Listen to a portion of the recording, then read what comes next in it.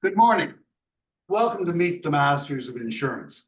This is episode 2 in our webinar series, and we're pleased that you're able to join us. The reason that we're doing this webinar series is that over the years, I've met an awful lot of people who have been real masters of insurance, people who have helped me and helped others over the years who have spoken, and some who haven't spoken all that much. And I've regretted not being able to record their knowledge and abilities for posterity.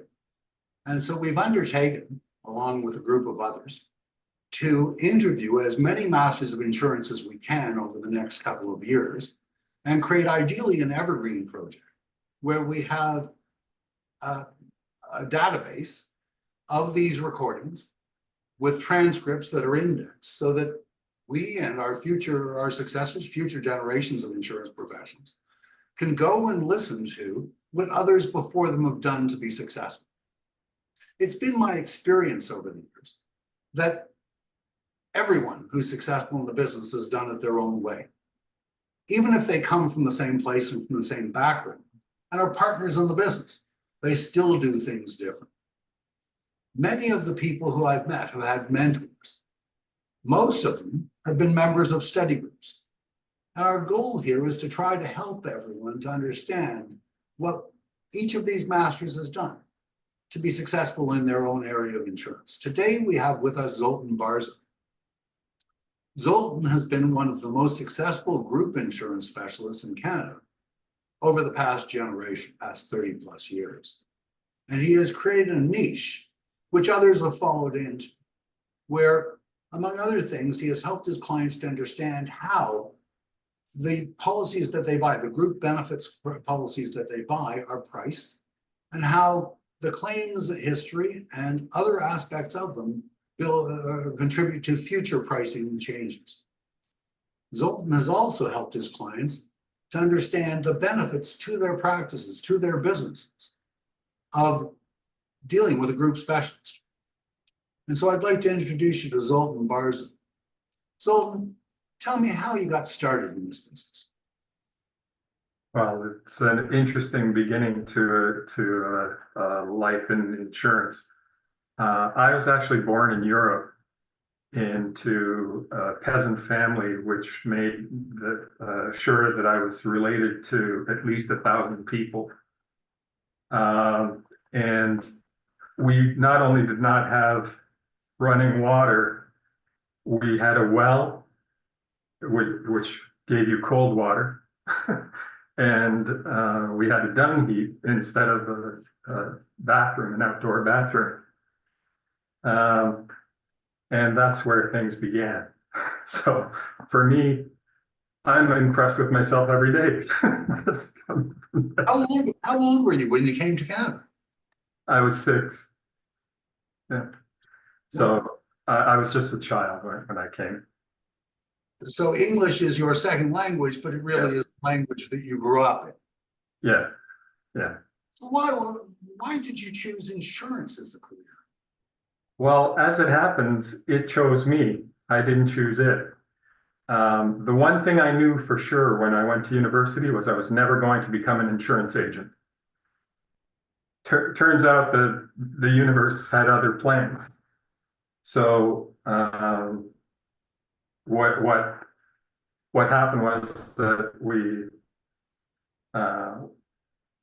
got a referral. I got a referral to a professor to say they wanted to talk to people with my characteristics.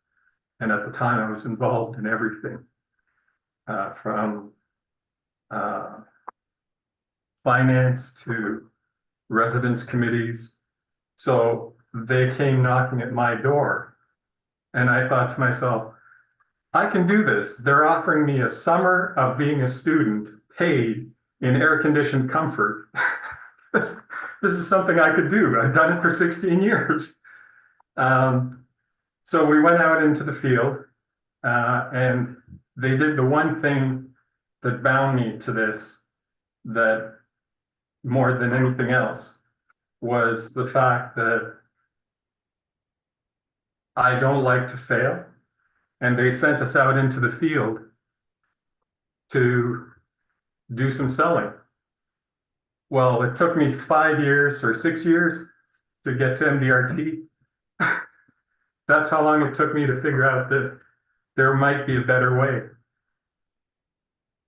And so you started with an agency, with a company, Started with London Life. and you went to the London Life New Man School, did you, or? did they Yeah. have- Yeah, they had a program for university grads. And did you find it helpful? Well, it was helpful in the sense that I didn't really know anything about insurance at the time. I didn't know anything about mentorship. I didn't know anything about clubs. I didn't, the things that many agents take for granted, I didn't even know existed. All right, so what did you use? You started door knocking. Is that what you're telling us? That you went out and knocked on doors? Well, I had no other natural market. So that's exactly what we did. And what did you talk with the client or with the prospects about? What, when we were Yeah. going to see them?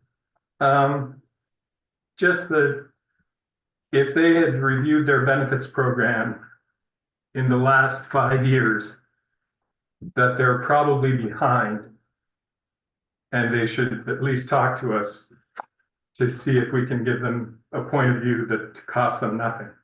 So you actually started in the benefits business with London Life, even though London Life tried to get you into individual insurance. Is that it?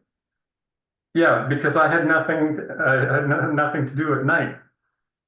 I didn't have anybody to call during the day, so I needed to switch that, because otherwise I was never going to earn a salary.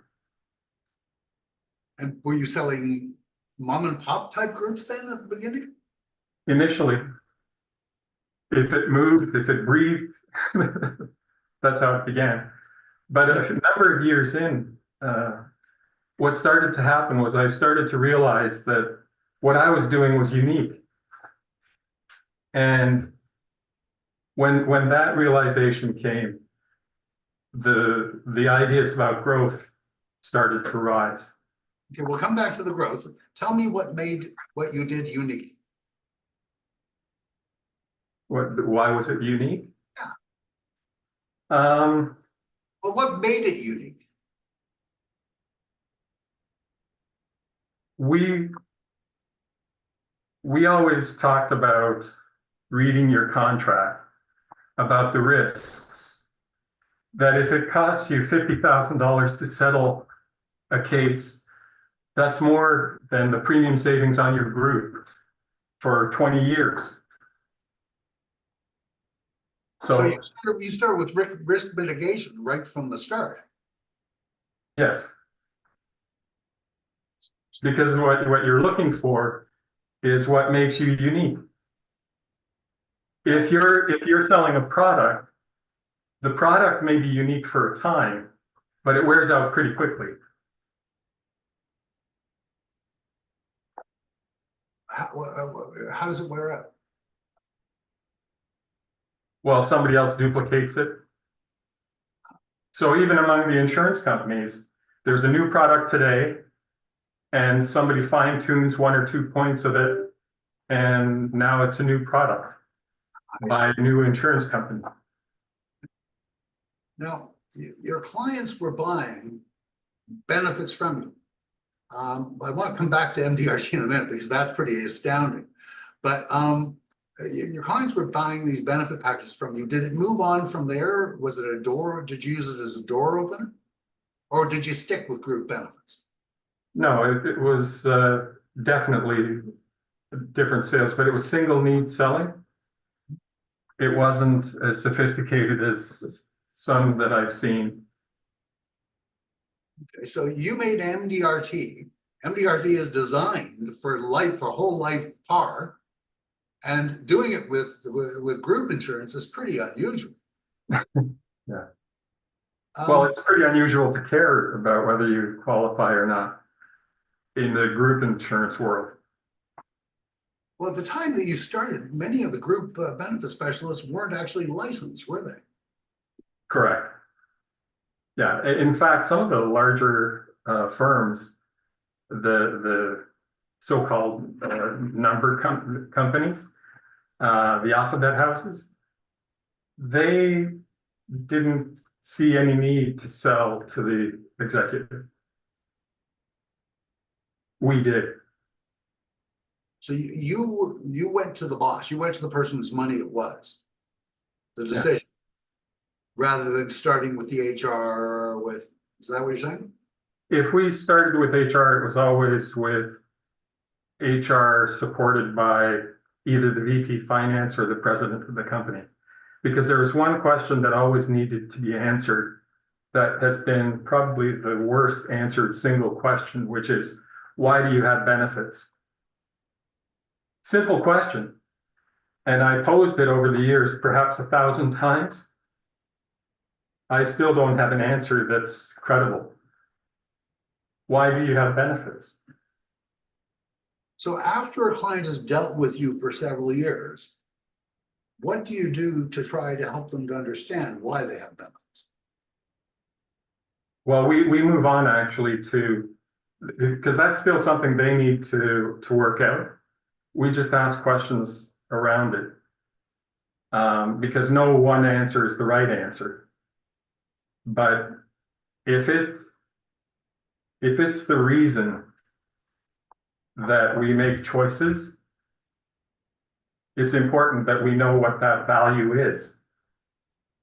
Right? So if we know, for example, that we place a high value on retaining employees,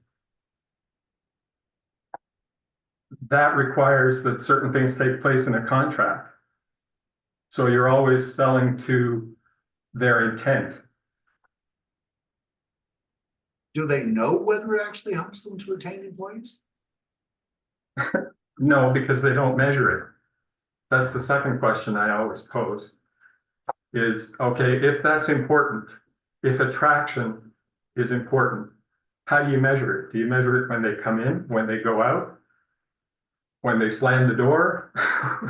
When is it that it becomes part of your planning?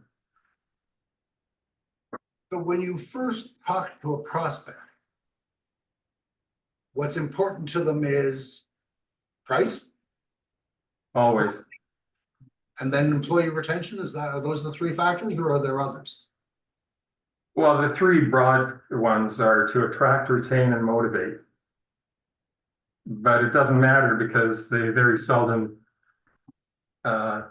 test any of those. So when it comes to renewal, then, are those three factors still the major factors that they express, whether they know that they're accomplishing it or not? Well, the cost of insurance is the problem for most companies, is that you can only get to what the person's capability is. So if someone is not capable of understanding the intent of their contract, you have a long-term problem that you have to change earlier. So what do you do about it?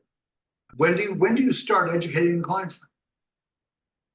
Well, we keep educating clients in every day, every contact, by asking questions. That's really all it is. In that regard, it's very much like personal life insurance.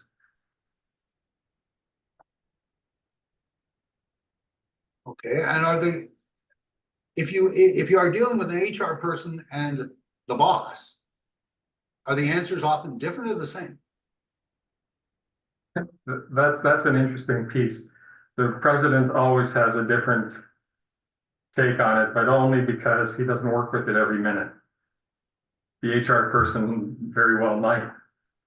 So the objectives that are set are arbitrary. And what you need to do is to bring them back in line with a plan. But to your point, the only person who can give you those authorities is the owner or the president. Is there a difference in the way you deal with clients based on the size of the client? In other words, if it's a 10-person group, is it different to deal with than a 1,000-person group? Only in the sense that in the 1,000-person group, they want to know that you can handle it. That's the only question they want answered. After that, once the trust is established and they believe that you know the answers, that's pretty much the relationship.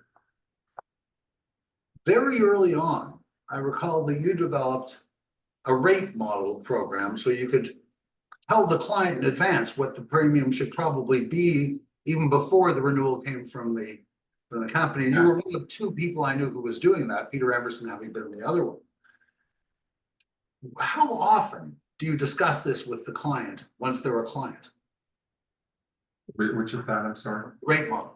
The way that what the premium will be. Do you do quarterly discussions, semi-annual, and just prior to the renewal? How often do you talk with them about what your rate the rate model we use not only with clients, but with insurance companies. So we gave them a copy of what our audit would show that we would support. And they negotiated with themselves before they ever got to me.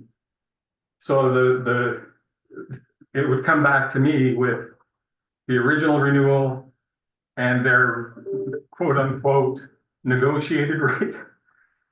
And then they'd hand that to me complete. So that's a renewal. That's 10 months in or to the policy year or whenever it is. Yeah.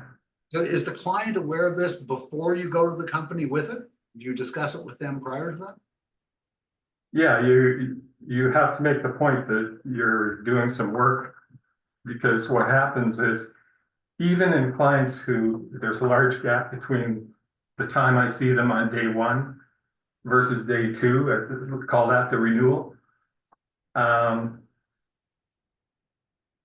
They can either perceive that as acceptable based on the fact that you're adding value, or they say specifically what they want in terms of value add. So in other words, I'm the employer.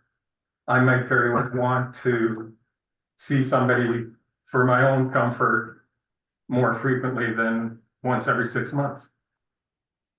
And now when you negotiate these savings for the client, how often are the clients interested in improving the program using those savings? Well, they always want to use the savings and have the savings as well. So they typically want to improve the plan because they haven't improved it in a long time. But when we talk about the fact that it's actually going to cost more, it becomes a different conversation. So when you establish the value for the client, is it different? Does every client perceive your value differently? Or is it very often the same thing? Well, I think they see it differently depending on what they want to see in the first place. Because we don't come in with one thing to sell. We're not looking to sell product. We're looking to convince them that they've got us caring for their plan, that we're doing what needs to be done both on the risk management side and on the finance side. Because when I started, there was just the finance. The group didn't have any other component. That's interesting.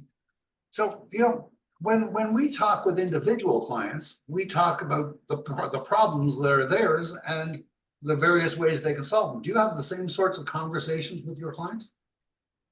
Yes. That's actually the key to, I think that if there was anything that people would point to about me particularly, is that we do business in a unique way. We ask a lot of questions, which is where my personal training comes from.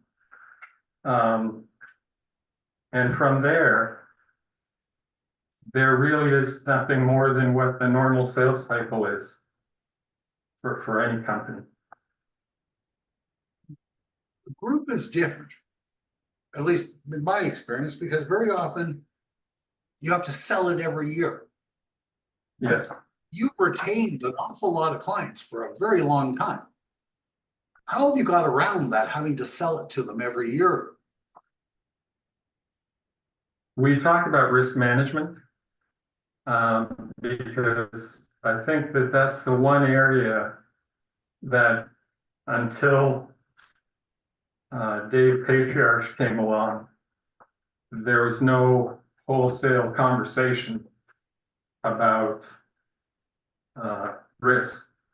But there's so many risks that a plan is heir to that it's not difficult to put yourself above the crowd by just talking about them. So not being afraid to discuss their problems with them. Yeah, because at the end of the day, it is their problem.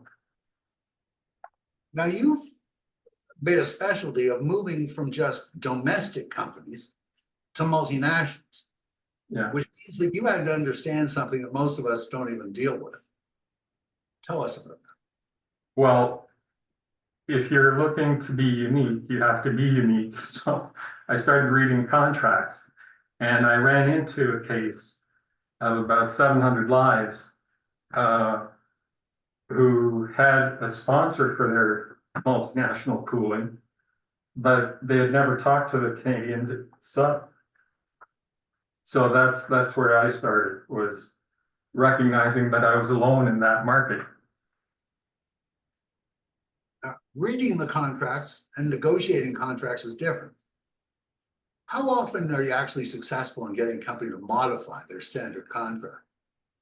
Well, that's the question that I always pose as well, is how often have you changed? Because insurance companies will notoriously say, we would never administer it that way.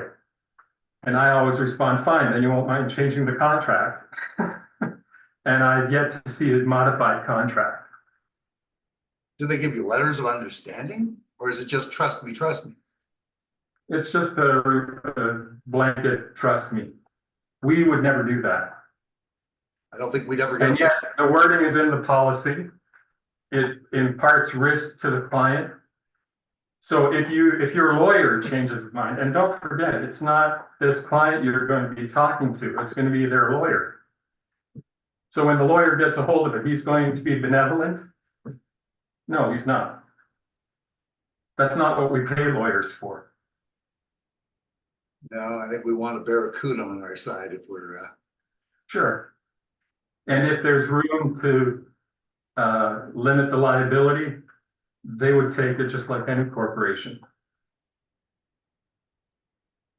Have you found that there's been a difference depending on the type of industry or profession? In other words, is it different dealing with a professional group as opposed to a construction company or a manufacturing company, or in your case, a trucking company? I mean, that's interesting. Well, I've had everything from food to trucking to you name it. In our business, the group insurance can stand alone on its own developmental issues. We don't need to extrapolate from the individual market. We have enough, like every insurance company has a quote unquote group department. Well, the reason they have one is because that can stand on its own as an area that needs attention. And it's the same for our employers. They have standalone problems in their group that aren't necessarily the insurance company's issue, it's theirs. But they need to be taken care of. You talked earlier about mentors, and I had mentioned mentors at the beginning. Tell me, I mean, group insurance, there were no mentors for you. Where did you find mentors? I actually created it. I set up a meeting with the late David Cowper. And from him to Joe Dickstein, from Joe Dickstein to you, we just grew it to wherever we could find help or get help. But that was a study group that you and David started. Yeah, And that was your first mentoring experience? yeah. But I found that earlier on, I started to realize that the way I talked to my clients was very, very different than what was standard at the time. Now, bearing in mind, I've been in the business 42 years. Some of that doesn't count. And it's not reproducible today, but some of it would still be the same. But in terms of mentorship, if we call it something else, essentially it's somebody who's willing to share the knowledge that's missing. In my case, almost everything. I came from a peasant village that doesn't recommend you to know anything about, going to a private club for a wedding. Like, what is a private club? It's a restaurant that's less crowded. Right.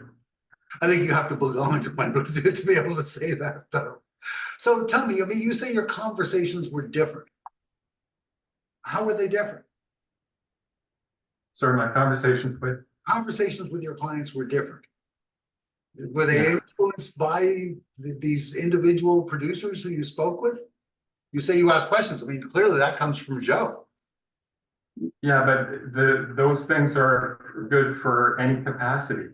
It's not just for group insurance. Like when I have one of the top insurance guys giving me advice, or one of the top disability specialists giving me advice, what's that worth?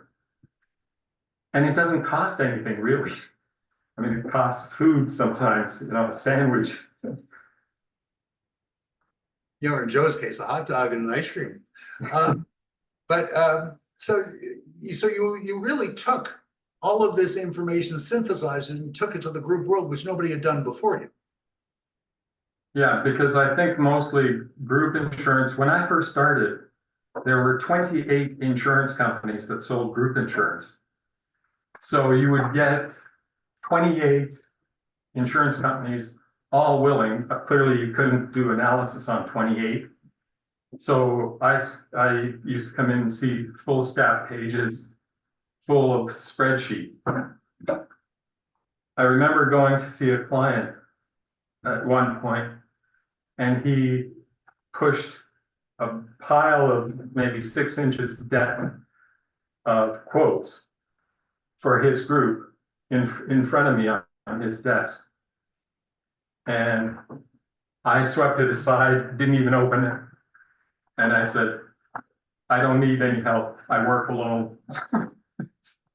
And that group, instead of the 12 quotes that he got, ended up with one quote from me, which was the winner.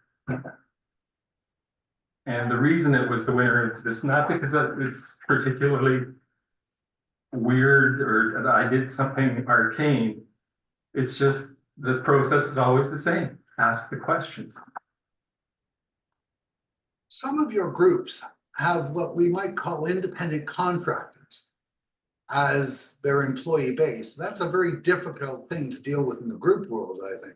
How do you do? Well, we don't. We tell them that they either need to change or we don't need to be there. Too big a risk for them. Do they understand that? Do they have a group plan when you get there and it's just wrong? They all have some kind of a plan. I'm not sure how they got the plan. I think people do that behind the scenes as they're administering the plan. It's convenient to slip Bob into the plan because he works here. But the fact is he's a contractor. Unless we can articulate what a contractor is and make them part of the class that's eligible. In other words, we're still going by the rules, just the case might be bigger. And does that make you unique? Because very few people seem to discuss this with their clients. or before David got involved, back to Dave Patriarch, very few people discussed it. I think in my case, when I became fully aware of all this was I went to KLU as a participant, and they had a session that we were waiting for a bus, and somebody said, why don't we trade some ideas? And one of the things that I said was we have to measure risk and we have to mitigate risk. That's how we're moving forward. Suddenly everybody wanted to know what we were doing, and we got on the map even more because of that.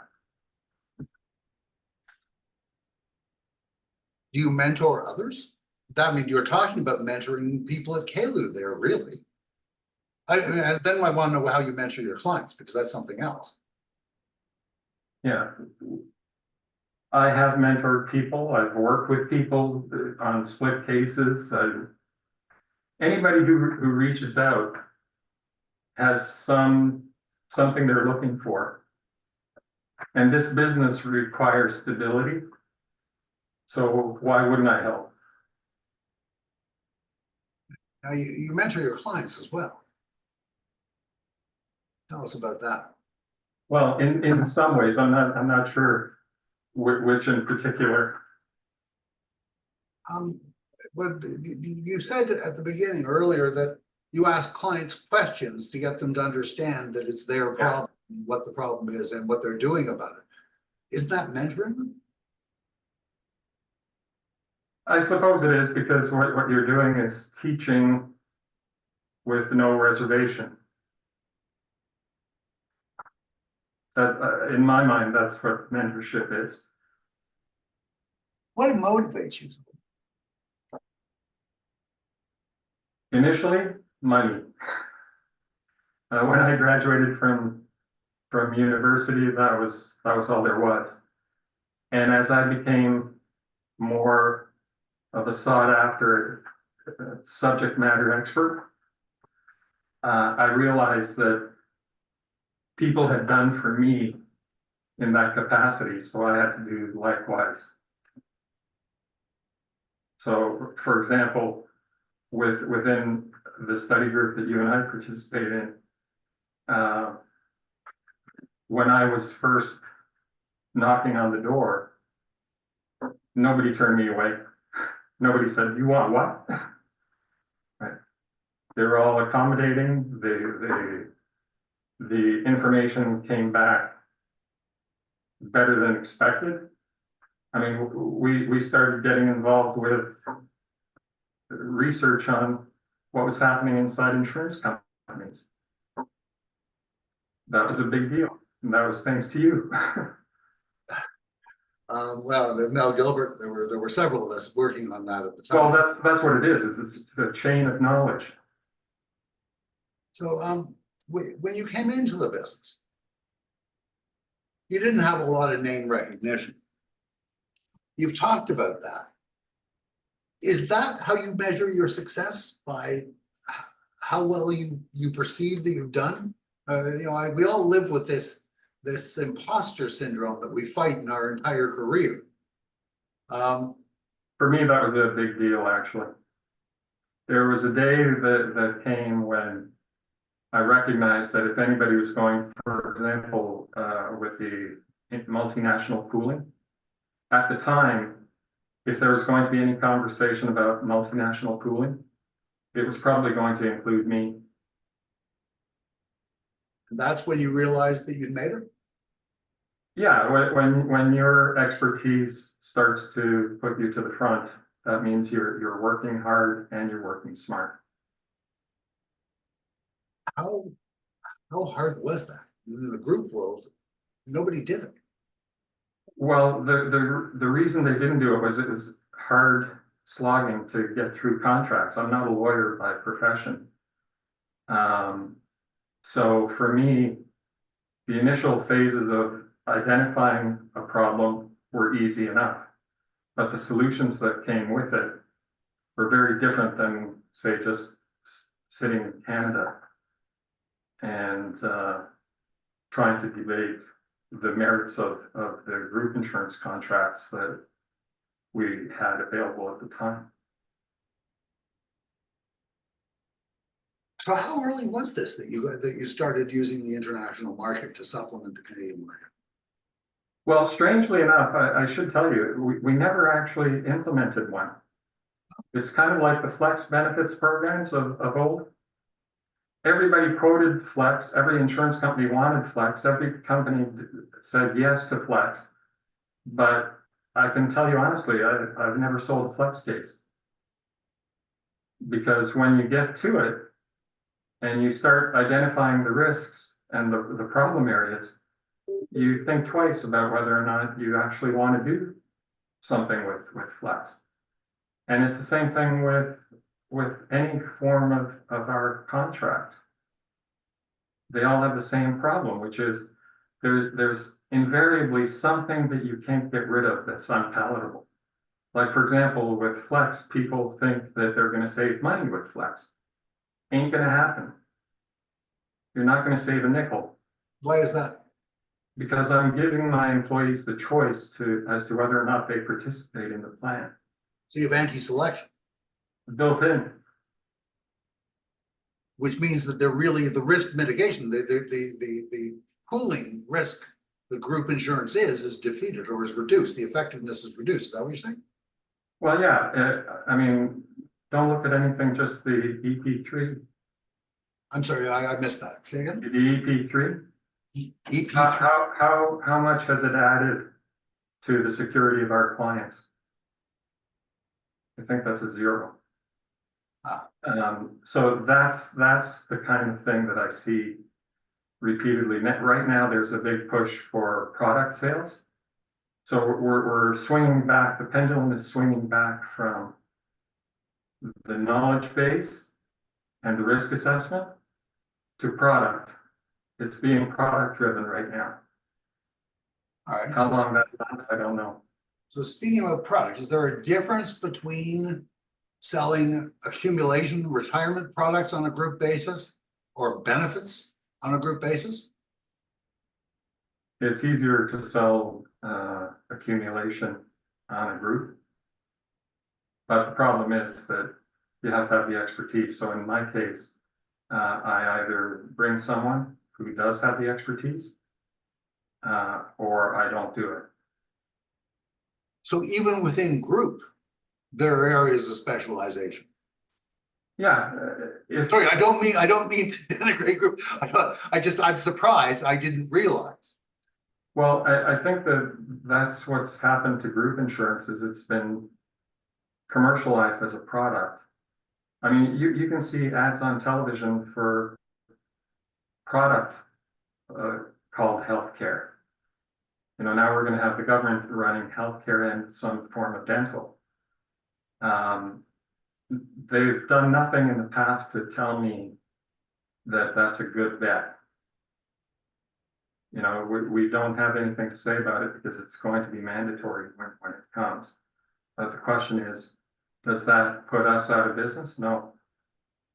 In fact, if you sort of turn your attention to risk, it gives you all the ammunition you need to have a wonderful career. Talk about that. If you turn just to talk more about that, you just got to turn the talk towards risk. How do you do that?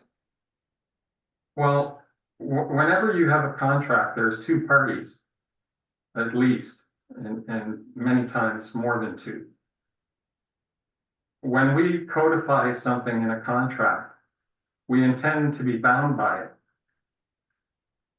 Well, how do you, if that leaves you with risk that you find unacceptable, what are your choices? It's the same as individual. It's the same as group. It's the same as disability insurance. They're all the same, which is that they're a contract between multiple people. And how you resolve problems is the biggest problem inside those. Well, group is different though, because when I deal with an individual, I'm dealing with the policyholder and the insurance company. Mhm. You're dealing with the policyholder, the employer, the insurance company, and a certificate holder who's actually the person making the claim, the person with the problem. Correct. At what point does a conflict exist there? Other than between the company and the claimant, obviously. In other words, between the wish of the employer. And are there employers who really only care about their employees getting what they need, and the employers who only care about what's going to do the right to the price? No, you see the same thing on individual that you see in a group, which is some people are very well intentioned and sincere, and other people not so much. Right? So it's just a question really of who you're dealing with, and you can measure that. Do you get a lot of employers that advocate for the employees when there's a claim? No, No? what they advocate for is they want the claim paid. And when you say, yes, the claim can be paid, but under these provisos, the provisos are the killer. They want the coverage, but they don't want to necessarily pay for it. So, you know, that's where a group differs. I think it's a lot tighter. That mentality is built into group, you know, the shopping mentality. And is that, I mean, I'm not saying it's universal catch-all for everyone. and is that because group, no, I mean, depending on credibility, is experience rated? Yeah, so anything you do, it's surprising how few clients actually understand. But nowadays, there's more and more of this kind of information available. The MGAs work very hard to do renewals directly with the insurance companies, so their expertise leverages the insurance company's product. So, you know, there are people trying hard. The question is, how do you tell somebody who has, if the criteria is price, you have a problem 100% of the time because it's the only thing the client understands. What they want is to be able to trust you to understand more than they do and present them with a solution that won't kill them and will actually enhance their look. So has that influenced the clients you've been willing to deal with over time, whether they're interested in price only or they're interested in the plan and what it will do? No, I don't treat it that way. I don't treat it as a zero-sum game. For me, I'll do business with an employer so long as they understand the risk that I'm drawing out for them. If I explain it and they have questions, I keep explaining until they stop having questions. If they still have questions, then the answer is no. So being persistent is a very big part of this until the client, you're sure the client understands. Yeah, because it's too important. I mean, imagine your errors and emissions insurance. Forget the client now for a minute. Just your personal risk in giving advice. Knowing what you know, what are you expected to do? That's the hard part. Is if you're going to go to court, what is it that they expect you to do? We have to file suitability documents. What is it that what threshold do you have to meet in a suitability conversation? And now extend that to group. What's the suitability of one group plan versus another? Because I'm going to get sued under that aspect if I don't do it right. So that's really changed during your career. Yeah, I mean, it's not a huge insurmountable problem, but it's something you should be aware of. And I've always found that all you have to be is a fraction different. I do an exercise with my girls, which I can't remember where I learned it, but it irritates them to this day. I hold up my hand and I say, tell me which one of my fingers is the biggest finger. And of course, it's your middle finger, right? Well, I say, is that a lot bigger than the other fingers around it? They say no. And I always say the same thing, which is, all you need to be is 1% better than the next guy, and you're noticeable. So when you started, almost everybody was selling group with a quote from the company. Here's the paper from the company. And you didn't do that. Tell us about what you started doing. I reverse engineered, this is a long time ago, if that's what we're talking about. 1984. I reverse engineered the renewal reports from MGAs and from insurance companies. And I worked out a formula that enabled us to show that as something unique that the client wasn't taking advantage of. If there are people out there who were doing it at the time, they weren't terribly vocal. So most people were saying, here are 3 quotes. Let's sit Right. down, and look at them beside each other, and you put them all in one place. Yeah, and I always talk to them about, here's how the insurance company will do it. And here's how we negotiate. So when we get to the insurance company, here's what has to happen from their point of view, here's what has to happen from your point of view, and here's what we are willing to do. So you really wanted the clients to understand the renewal process, and not only the renewal process, but what they could do from day one that would affect the renewal process. If I was doing it today, I would have service agreements signed with clients. Because it requires that they be involved somehow. So if I was setting up shop today, that's the way I would go, is to have clients commit to a document that you can put in a nice binder, maybe 4 or 5 pages of what your expectations of each other are.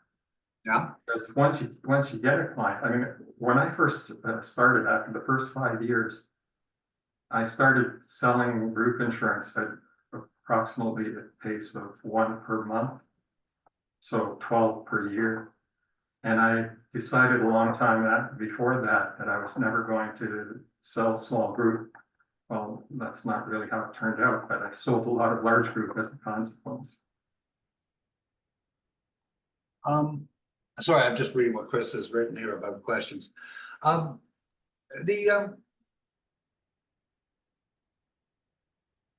Go back to the beginning. Did you start with goals and objectives, goals being short term and objectives being longer term? Did I came from a peasant village? No, there was nothing that sophisticated. My dad was a blue collar worker. He couldn't help me. I remember asking him a question very early on in my career, and he said, "Zoltan, I'd love to help you, but I don't even know what you're asking me." Right? So that's when you know you've become the expert, is when other people say you have. So when did you start to develop objectives? Really, I only ever had one objective, which was keep the company growing at the same level that I had established, which was about 20% per year. And I wanted to make sure that stayed, that we weren't losing clients for controllable reasons. And so it wasn't as benevolent as you might hope it would be. So it was really client retention and then adding these 12 a year. Yeah, so I wanted growth and I wanted stability. But I think too that when you're doing group insurance, it's so easy to fall into the price model, because that's the easy part. That's what the client understands best. And that's what's easiest for us to talk about. But that's also the way to sort of kibosh your own growth. If you were building your practice today, what would you do different? I would have sought help quicker. I think that having the advice of people who know, who've been there, experience is a wonderful thing. And the lack of it is pretty terrible. So the experience can be gained personally. You can learn it yourself, or you can borrow and take it from someone else. So you're not reinventing the wheel, as Barry Reebok says.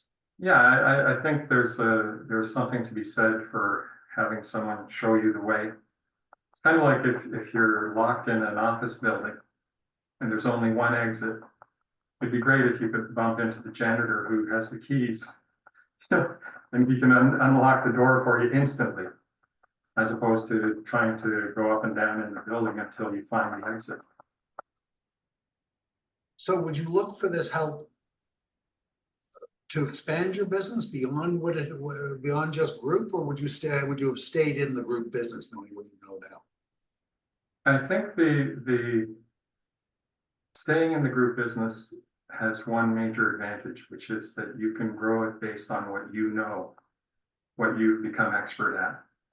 And it's always a much better experience to be the person who's got the experience that's sort of holding that gun to somebody's head rather than it being held to yours. So, I suggest though to anyone that they should learn more. Because reading a contract, for example, made a career for me. And, it's true of anyone. The more you know, the better it is. But you can't become expert at everything, so don't even try. And how much business have you ended up giving away over the years? Has it been a problem for you, or have you? Well, no, nobody objects to taking on business. You can always find someone who's willing to take it. But sometimes, when I was younger, I tried to do a lot more of that, and I was fairly successful with it. I remember I got a group of 600 lives, and there were 6 owners to the company. And I remember going to talk to them about group. They had a board meeting at the time. Their accountant and their lawyer was present. So apparently the accountant knew more about, it was supposed to be to talk about insurance. So somehow the accountant ended up doing the presentation on insurance. So I sat and read their buy-sell agreement.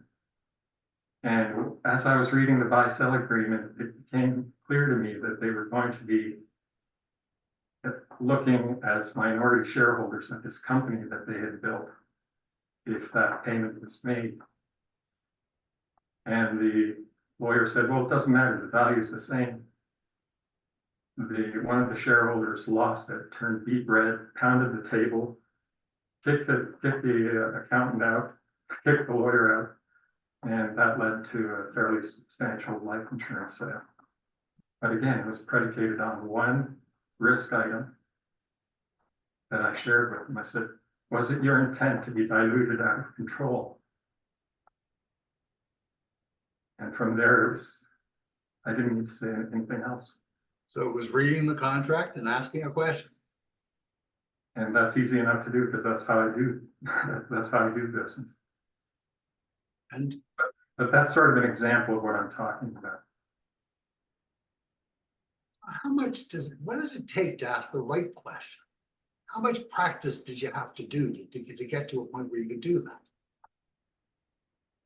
Well, yeah, I never really thought about that because you're right. It's not something that you wake up knowing. But that's where mentorship comes in again. Don't be, if you're the person who's going to be mentored, don't be so concerned about your mentor making money if you're going to split cases or, you're measuring the wrong things. What you want to measure is the things that add to your bottom line, add to the value you bring to your client. However you do that is another matter. So you told us at the beginning that with Big Dave Cowper, you went to Dave and asked him to mentor you. Essentially, you asked him to talk to you. You went to breakfast with him. Right. And then you did it with Joe Dickstein. I mean, have you had to go after mentors? Well, it's interesting. It depends. I never think of it in those terms. I just think of it in terms of getting help for areas where I'm weak. It doesn't really matter whether we call it a mentor or a mentee. It doesn't matter to me. What matters is, here's the problem. How can we solve it? So you've actively spent your career looking for people who can help you to understand how to solve problems. Yes. And that's been the core of your career. When you come from that village that I described, where there's, what is that called? The fulcrum, where from a well, they put stones at one end and they draw the water up that way. Mhm. That's what I grew up with. So to have access to people who could give me the keys to the kingdom, it was amazing, and it cost nothing. To the best of my knowledge, aside from the lunch, you haven't cost me anything over the years. Well, it'll be like breakfast as well, but you're right. I mean, and we've all benefited from that. It's interesting. And it was interesting watching Joe, who was really an individual, talking with you about group insurance. I think Joe learned as much about group insurance from you, particularly as PPI was thinking of getting into the group business, as you ever learned from him. Joe also taught me something as a mentor that I hadn't thought about. I said, that I had a wish list of traveling that I wanted to do that was exotic. And Joe said, well, you've climbed Kilimanjaro, you've kind of climbed Machu Picchu, you're going to the South Pole. This is, by my count, you've already achieved some of that. He said, now why don't you try enjoying it? And that's actually a very important lesson that is a life lesson, I think, from my point of view. Because it hit the nail on the head, which is, how do you measure value? How do you measure achievement? And it's not by the number of groups you sold, and it's not by the dollars that you generate. It's by who you know, how you know them, how deeply you know them. There's a lot of human issues in mentor relationships. Well, thank you, Zoltan. This has been very enlightening. And the reason we're doing group insurance as the second of our webinars is because there are so many different areas of specialization within insurance. Next week, we'll have Charlie Peelsticker with us. And the week after that, Manette Malevsky, and then Brian Henley. And over the next couple of weeks, we hope that you'll be able to join us and continue to benefit from the knowledge of the individuals who are masters of insurance, who've been successful in Canada. We'll be here every Thursday for the foreseeable future at 11 a.m. Eastern Time. And we welcome you. We also welcome any suggestions who you might have about other masters of insurance whom we might be able to interview. There are several of us doing this. There'll be Barry Pascal, Paul Bourbonniere, Susan Saint-Amand, Julian Wise, Ted Polsey, Dave Patriarch, and Brad Brain, also asking questions over the next several months. Thank you for your time. We look forward to seeing you next Thursday at 11 a.m. Eastern Time. And thank you, Zoltan.